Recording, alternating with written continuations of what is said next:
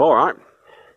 First of all, I've got to apologise. I keep threatening to do a beetroot pickle up, don't I? And I was all set. I was all ready for doing it yesterday, last night. Yeah, I made me brine. Took ages to make me brine. Got the sugar in there, the salt, a couple of spices in there, and all my vinegar. 3 bottles of vinegar. Yeah, cooked it all up, boiled it all up. Had it resting and cooling down ready, and sat there minding my own business, and the lady farmer came in, picked it straight up in the pan and tipped it all down the sink because she thought it was dirty water. Straight down the sink it went. It's probably unblocked the sink, to be fair, all that acid. Probably no detritus left in that sink, but I've no vinegar, so I'm going to have to get some more vinegar and have to take a trip to, I don't know, Costco or wherever we got it from last time, and get me malt vinegar. So on tonight's episode, we're going to do something different. We're going to be doing a little bit of harvesting. We're going to be getting some more seeds in the ground, and we're going to be doing a bit of a check-up on seeds that we started a couple of days ago, probably about between 8 and 10 days ago. So yeah, we'll do a catch-up on the seedlings. Okay, see you in a bit. Oh, we'll show you how to start the carrots, the best way of starting our carrots that we've found so far. Okay, in buckets, in big buckets. Catch you on the flip side, boys and girls. Ta-da! Finally got some tassel action going on the sweet corn. They're just starting to burst their tassels through now, as you can see. Hopefully they'll all come through. All the cobs will come through in time for this lot to start falling on them and pollinate them. The wind-borne pollinators. These. You can see they're just starting to drop now on here. So we hope that the plant times itself, or time themselves, in the correct manner when all the tassels are out, so that the pollen can be captured. Self-pollinate, but if you put them close together like that, then you're going to get interbreeding, aren't you? You're going to get true pollination from the neighbouring plants. Mini pop they're called. They're going to be small cobs then. But we're hoping they're going to be nice and tasty. Fingers crossed. We've got them dotted about all over the place, so hopefully we'll get a decent crop. If God's in his heaven and Billy's down by the bay, we should be laughing. So we're going to get some of these courgettes. I've already taken 3 off. Can you see how they sort of swell out there from the base? They're like those balloons, aren't they? Those party balloons. They sort of inflate from the base. That's one's ready, isn't it? That one over there, defo. We'll have him. And chop him off. Get a few more. You can get that one. Got to be careful here because he's right next to his mate there. Look, that'll twist off that one. Yeah, that'll twist out. That one I might leave a little longer, although the flowers come off, but it's not going to grow that much more, that one. I wouldn't have thought. Got 2, 3 there. I'll put him with the rest over here.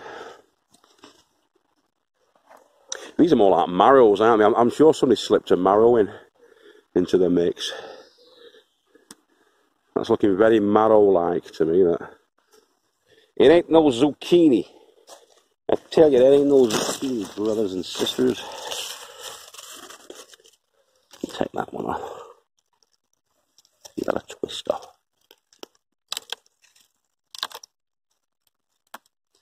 Like that. 6 to 8 inches long is what you want, really. I'll take that. Falling over a little scarecrow there.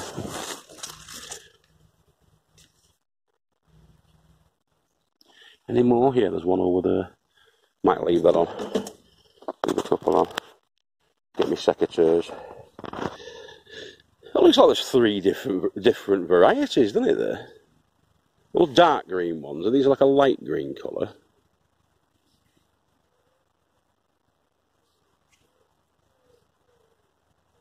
I think there's 3 different plants there. For the life of me, I think that they came out of the same pack. The seeds, you know what I mean? They came out of the same pack.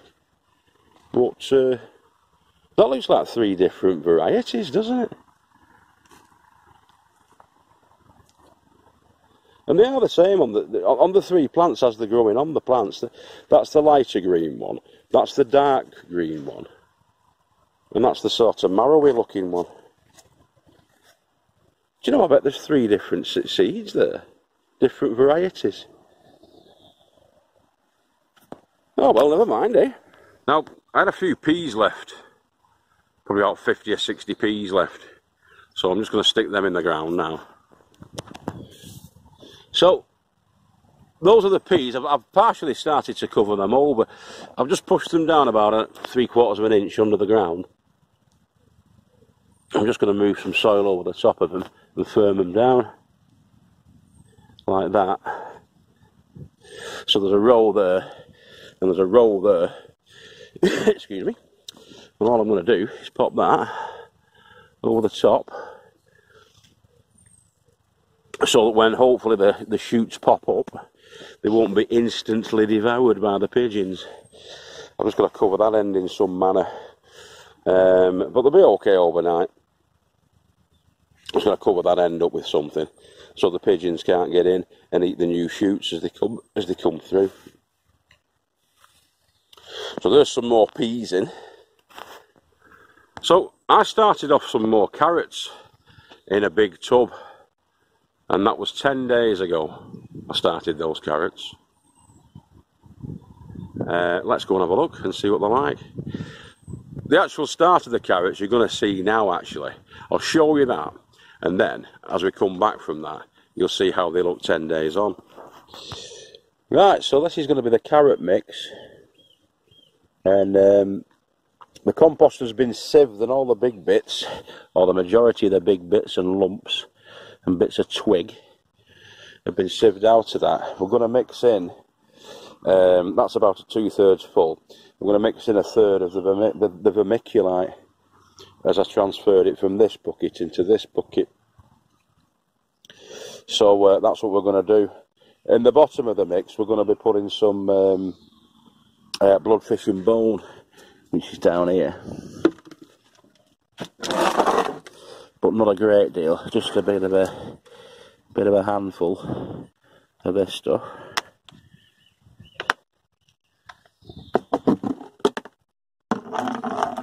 So that's going in around the base. So I'm going to get the mix started now, and then cut back to you. So the bottom sort of couple of inches is where the nutrition's been mixed in with the filtered compost. The rest of it is going to have nothing in, no nutrition whatsoever, no nutrients whatsoever. But it is going to have the fine mix of compost and the vermiculite going into it. What we want is long, straight carrots. There's some pipping going on. I think somebody can't get past on the lane, so I'll come back. Right, so that's about 2 or 3 inches off the top now. I'm going to sprinkle some carrot seeds in. Obviously a weighty investment there, 25p. I'm just going to scatter them all across the top and give them a light dusting. It's peeing down now, so I'm going to give them a light dusting on top with the compost, and jobs are good. And as they come through, hopefully get quite, I'm going to scatter a couple of hundred in there, but as they come through I'm going to tease them out. I'm going to keep them off the ground and high up for the time being. I'm a drone rat. And there we go. Right, so there's about 1/4 of an inch of compost and a bit of vermiculite gone on the top there. And hopefully, in these damp conditions, that should start to germinate the seeds. I've just sprinkled them on. They're quite liberally sprinkled on, because you can't do much else with carrot seeds. They tend to get close together. But as the seedlings come up, we'll start to we'll start to thin them out. As long as it's over 20 inches off the deck, which this is definitely probably about 40 inches off the deck, they should be fine. Then I'm going to leave them there, let the rain get onto them, let them get damp, and up they should come. I might even take those indoors if it gets a bit too damp, and then just leave them be. And hopefully we'll get carrots. Should do. Thin them out till there's about 50 left in there. It's a good sized bucket.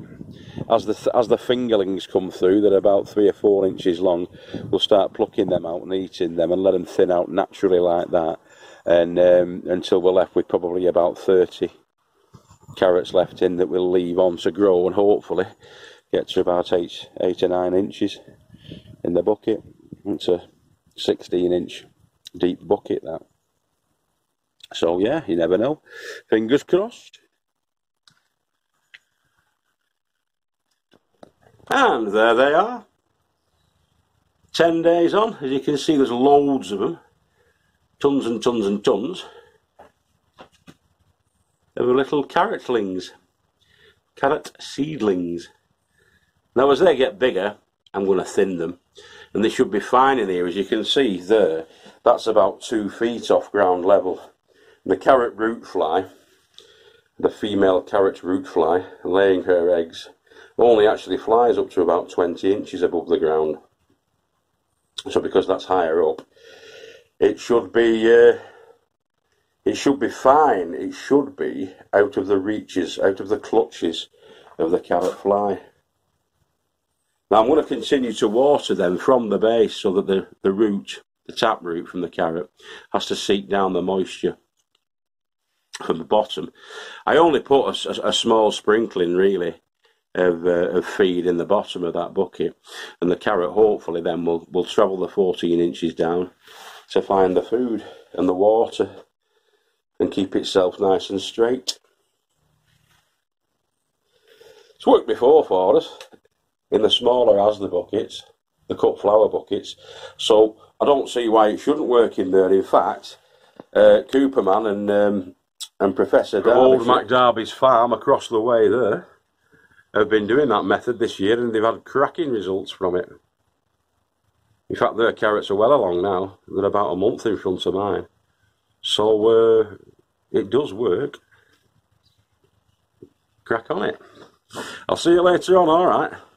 Oh, before we go, I'll show you the seedlings that we started again.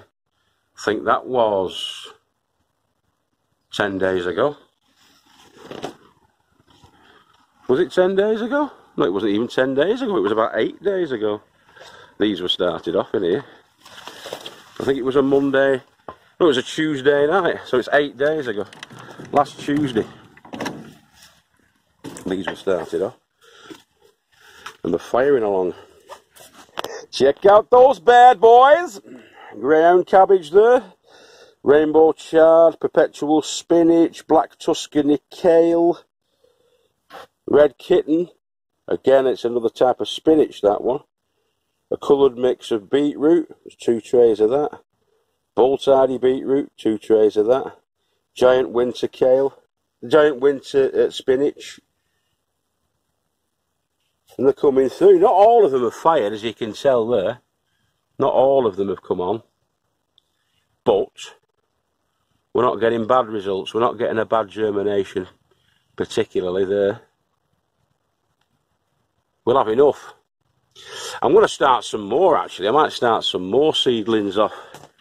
We've got the carrots in there now, and we've got to put some peas in as well, haven't we? Yeah, those are the Cobra French climbing beans, the Cobra, over at the back there. And that was David Damoni, wasn't it? David Damoni's, Mr. Fothergill's. As was the black Tuscany kale. Yeah. The greyhound cabbage has fired on, hasn't it? That's doing alright. Looks like we've got pretty much 100% germination on that one. And that was the one that should have been sown by September 2019. Ah, that shows you, doesn't it? Hey, the black Tuscany kale from David. There he is, laughing at me there. Oh, mind you. Oh no, sold by 2023. And they've not all fired on them, have they? Hey? Having a laugh there, Dave, isn't he? At us. The swine. Okay. But as you can see there, as I say, there's plenty coming through. So these are going to be filling up, hopefully, our beds in the next sort of 2-3 weeks as we go into August. They're probably going, in fact, they're probably not too far away from being ready to go out, those climbing French beans, are they? We can get them out probably this weekend. All these little ones, though, these little baby ones here, might be a week or two before we can get those out. Spinach comes through fast, doesn't it? So does your beetroots over there. Rainbow chard. Not had such a good firing from the rainbow chard, have we? Just trying to find the packet for the rainbow chard there.